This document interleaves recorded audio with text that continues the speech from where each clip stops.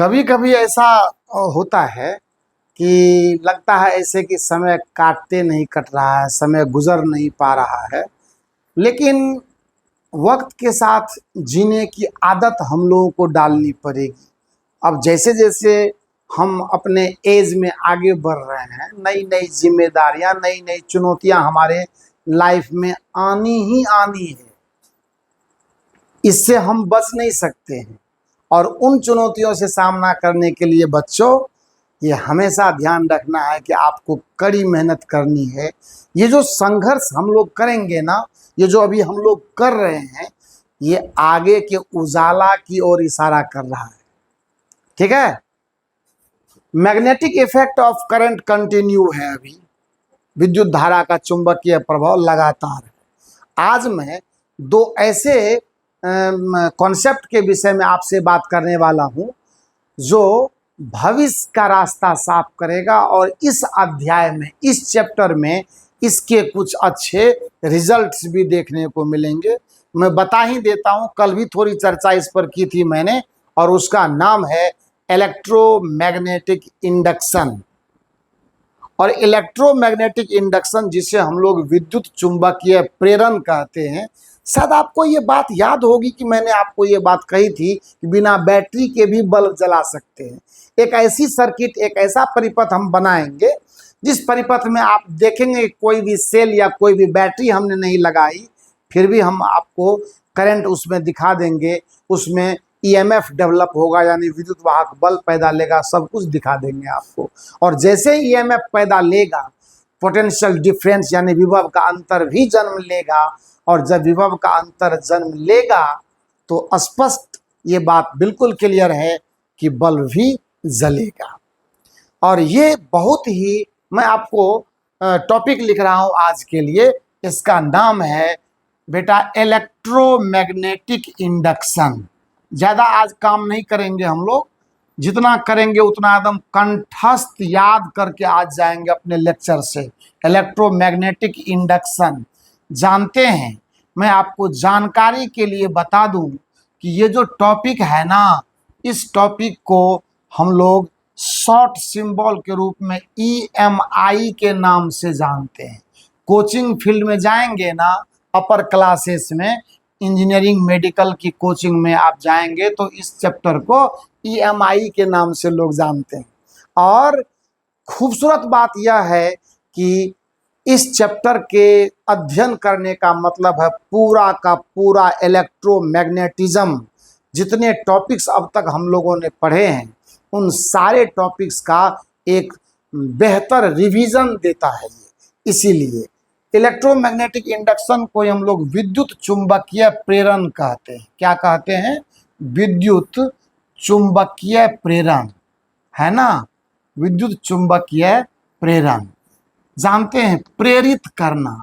इससे जो धारा पैदा लेगी ना, उसको प्रेरित धारा बोलेंगे। अंग्रेजी में उसको इंड्यूस्ड करंट बोलेंगे।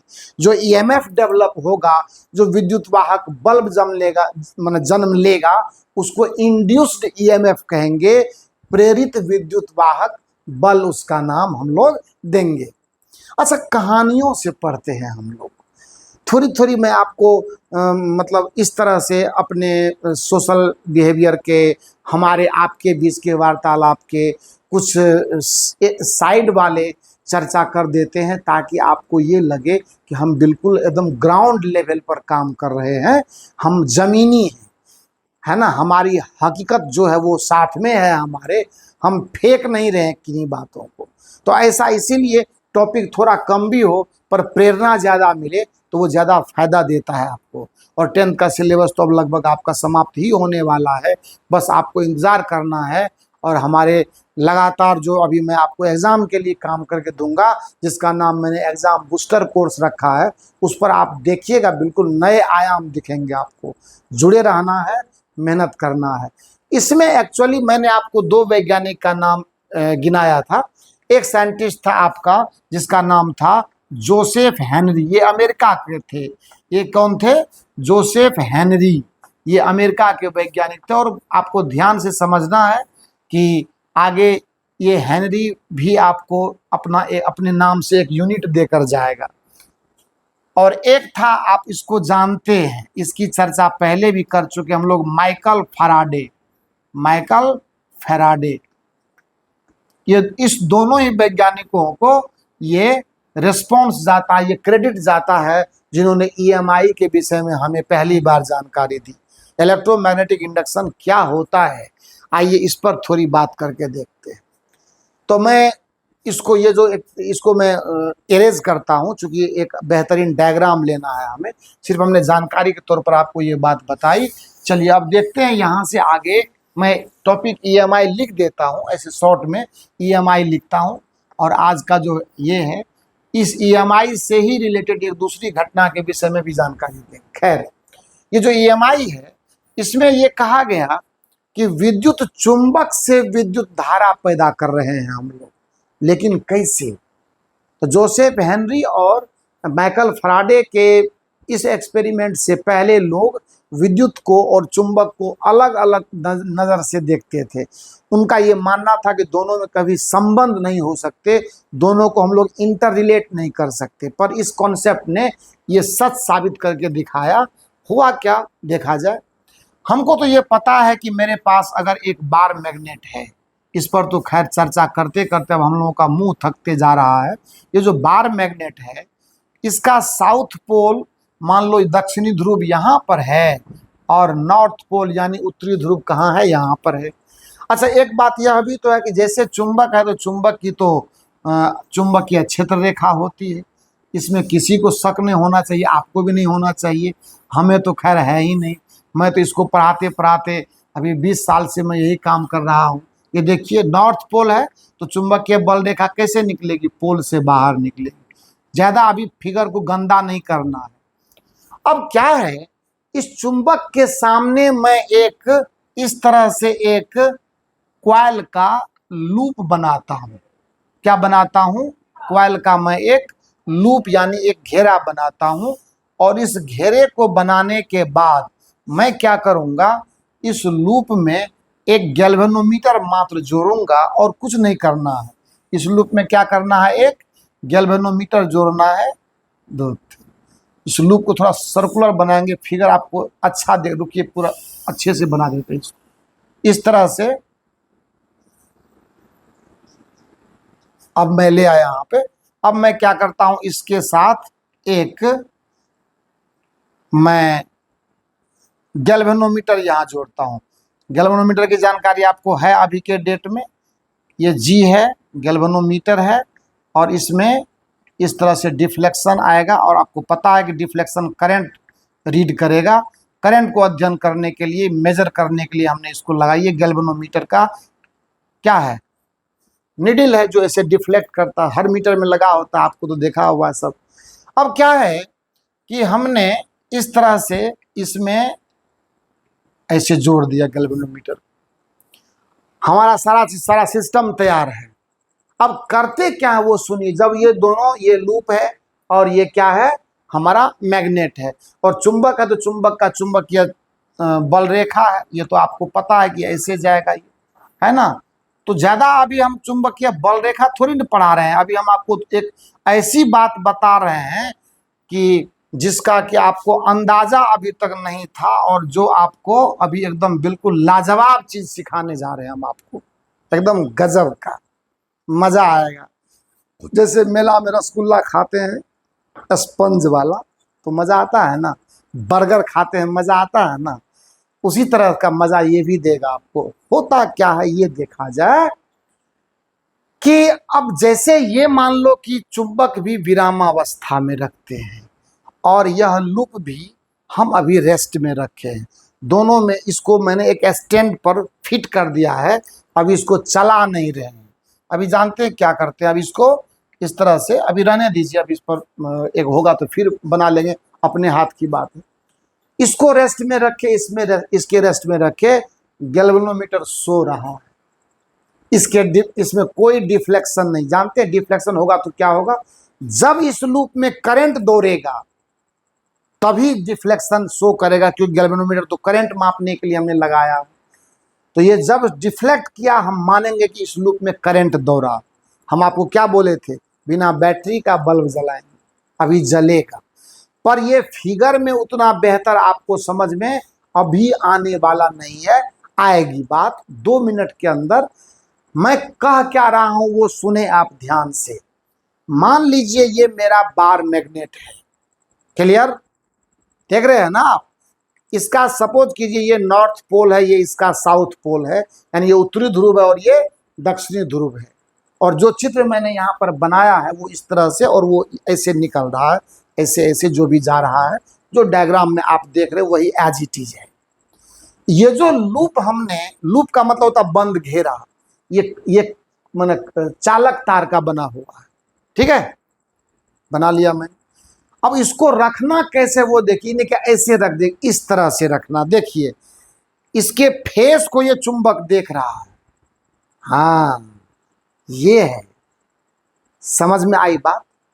इरादा क्या है, इरादा यह है कि इसको जैसे मान लीजिए मैंने स्टैंड बना लिया अपने आप को, और ये आपका लूप है, इसी में तार जोड़ के यहाँ हमने नीचे एक गैल्वेनोमीटर लटका दिया और यहाँ चुंबक को रखे हुए, दोनों रेस्ट में है, कुछ नहीं होगा।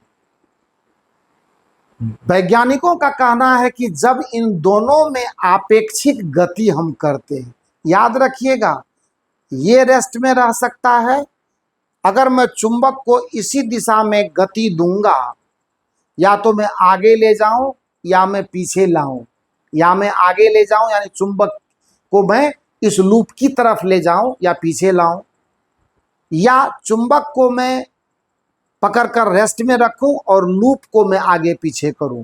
ध्यान से देखिए, समझने की कोशिश कीजिए। यही बात यहां से 12 तक चलेगी। पूरे आईआईटी मेडिकल में जब कभी भी कॉन्सेप्ट ईएमआई का रन करेगा तो यही थ्योरी चलेगा, क्लियर। तो ये देखा जाए हुआ क्या, या तो मैं इसको रेस्ट में रख करके इसको चलाऊं, आगे ले जाऊं पीछे ले जाऊं, या इसको रेस्ट में रख करके मैं इसको आगे ले जाऊं ऐसे पीछे लाऊं, या फिर दोनों को चलाऊं। 3 परिस्थितियां होगी। तो इसीलिए एक जनरल स्टेटमेंट लिया जाता है कि अगर चुंबक और इस लूप के बीच में आपेक्षिक गति होती है, रिलेटिव मोशन होता है, तो इस रिलेटिव मोशन आपेक्षिक गति की वजह से ही इस लूप में ईएमएफ डेवलप होता है, विद्युत वाहक बल डेवलप होता है, पोटेंशियल डिफरेंस यानी विभवांतर पैदा होता है, और उस विभवांतर की वजह से इस लूप में करंट दौड़ता है।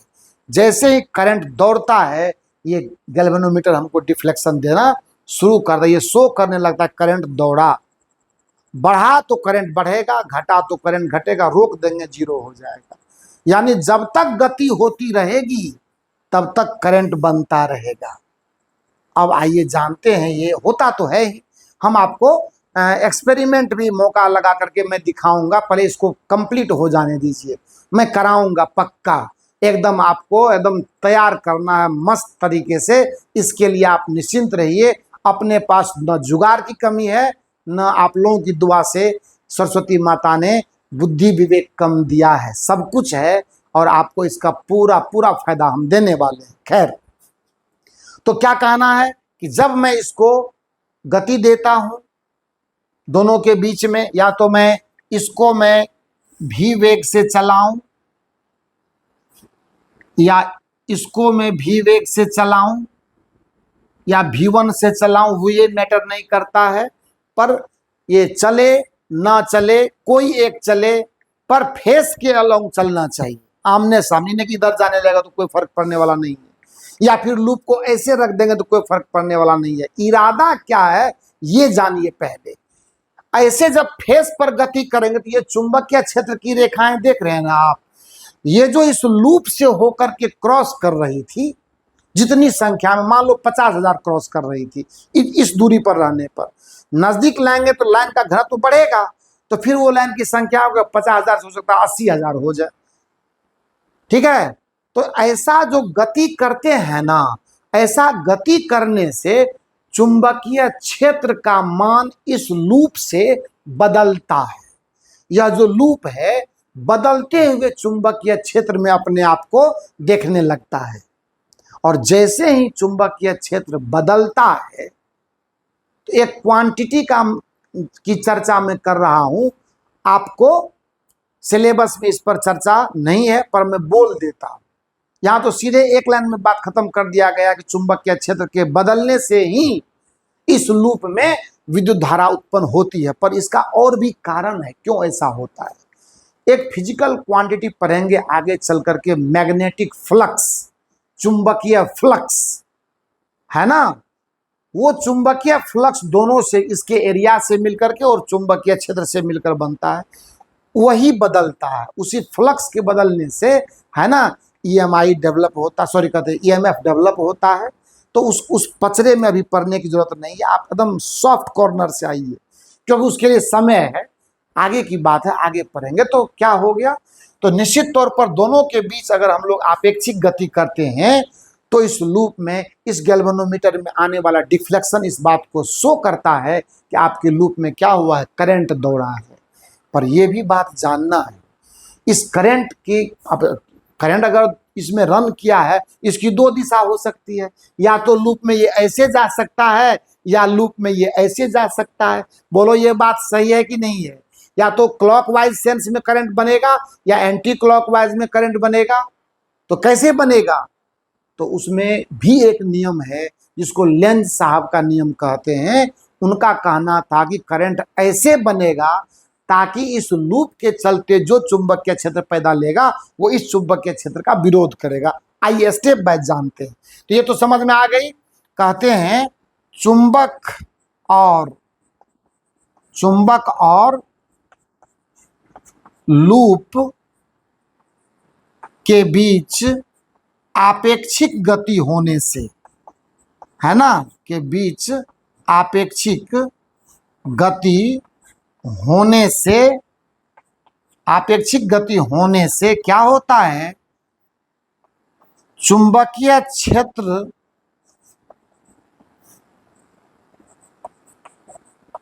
का मान लूप में बदलता है।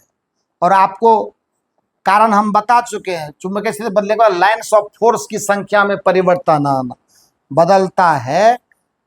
यही कारण है ना, लूप में करंट बनने का, करंट बनने का यही कारण है, बस बनने का। मूलतः बात क्या आती है, ऐसा होने में होता क्या है, मूलतः फ्लक्स चेंज करता है, फ्लक्स बदलता है। अरे ये होता है φB बराबर B इंटू S, समझ गए ना, ये होता है। आपको बता देते, ये मैग्नेटिक फ्लक्स के लिए लिखा गया फाई शब्द है, ये B आ गया चुंबकीय क्षेत्र के लिए, S हो गया इस लूप का एरिया, है ना। दोनों का प्रोडक्ट ले लेते हैं, वो सब तो थीम आपको समझ में आ गया ना। और इस समय में यही करंट जानते हैं क्या कहलाता है, यही ईएमएफ का नाम है। क्योंकि ईएमएफ है तो पोटेंशियल डिफरेंस आएगा, पोटेंशियल डिफरेंस आएगा तो करंट आएगा। तो यही ईएमएफ का नाम है इंड्यूस्ड ईएमएफ। इंड्यूस्ड क्या नाम है, ईएमएफ। और करंट क्या है, करंट का नाम क्या है, करंट है इंड्यूस्ड करंट, प्रेरित विद्युत धारा। इंड्यूस्ड करंट आपके बुक में लिखी गई है इस बात को, प्रेरित विद्युत धारा, इंड्यूस्ड करंट, प्रेरित धारा, ठीक, प्रेरित धारा। अब ये तो बात हो गई। अब आइए, एक तो अब यहां पे क्या हुआ भाई साहब, चुंबक रखा, लूप रखा, तब मैंने करंट देखा। जानते हैं इससे भी बेहतर एक जुगाड़ है मेरे पास, बिना चुंबक का भी काम कर देंगे हम। क्यों, बिना चुंबक के भी हम करंट पैदा कर सकते हैं। वाह, आपके मन में जिज्ञासा होगी, सर ये तो मतलब आश्चर्य में भी आश्चर्य हो रहा, लगातार हो रहा है। पहले तो बैटरी को हटाया आपने, तब करंट पैदा किया जो सामने में है। अब आप कहते हैं कि ऐसा करने के लिए पहले चुंबक की जरूरत थी, अब चुंबक को हटा दीजिए। बिल्कुल हटा देंगे, और आइए दिखाते हैं आपको, है ना, चुंबकीय क्षेत्र के अभाव में भी, है ना, विद्युत धारा बनती है। कैसे, आइए दिखाते हैं। ये हमारी समझ में आ गई होगी बात। मैं ये मानकर चलता हूं कि आप इसमें अब मास्टर माइंड हैं।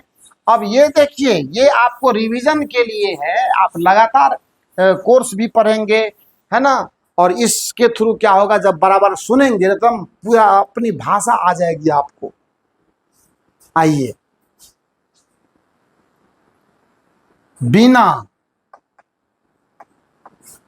चुंबक के भी विद्युत धारा उत्पन्न करना। हाँ, आ गई बात समझ में। कैसे करना, कैसे करना बता रहे हैं। टेंशन लेने का नहीं, टेंशन देने का। ठीक है, देखिए सिंपल सा एक्सपेरिमेंट है। सपोज कर लीजिए कि यहाँ पर एक हमने कोई ऐसे रॉड ले लिया, और इस रॉड पर हम क्या करते हैं, एक लूप यहाँ लगाते हैं। ठीक है, एक लूप इस तरह से, एक क्वाइल लगाते हैं यहाँ पे, और एक क्वाइल यहाँ लगा देते हैं। ठीक है, ऐसे लगा देते हैं। इसको कह देते हैं क्या,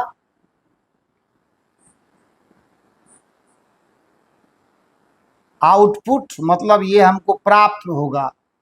आपको नहीं विश्वास होता ना, यहाँ पे क्या कीजिए, वो बल्ब लगा दीजिए। रुकिए, और अच्छा से बना देते हैं, आपको बल्ब जलता हुआ भी दिख जाए, है ना।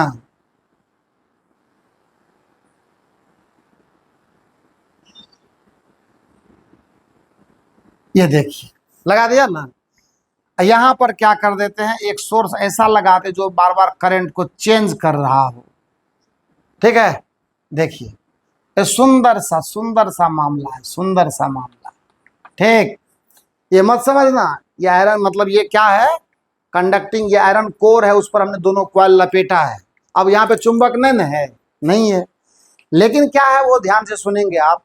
जब यहाँ पे करंट का मान चेंज करेंगे, ये अल्टरनेटिंग करंट के लिए मैंने यूज कर लिया है आपको, मतलब या कोई भी सोर्स आप लगाइए जो कि करंट को बार बार चेंज करता हो, करंट का मैग्नीट्यूड बदलता हो, उसकी या तो दिशा बदलता हो, तो ये ऐसी लगा देंगे, तो अल्टरनेटिंग करंट लगा दोगे तो सब काम अपने आप हो जाएगा।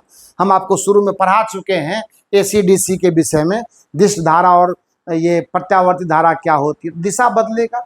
अब होता क्या है ना कि यहाँ से अगर मान लो यहाँ पे दिशा बदलोगे तो ऑटोमेटिकली आप देखो यहाँ पे क्या होगा, आउटपुट प्राप्त होगा, बल्ब ग्लो करेगा, है ना।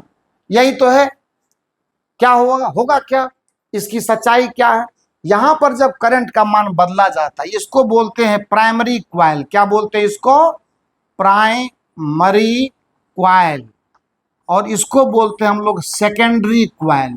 क्या बोलते हैं इसको, सेकेंडरी क्वाइल बोलते हैं। एक है प्राइमरी क्वाइल, दूसरा है सेकेंडरी क्वाइल। खेला हम करते हैं प्राइमरी क्वाइल में, और खेला हो जाता है सेकेंडरी क्वाइल में।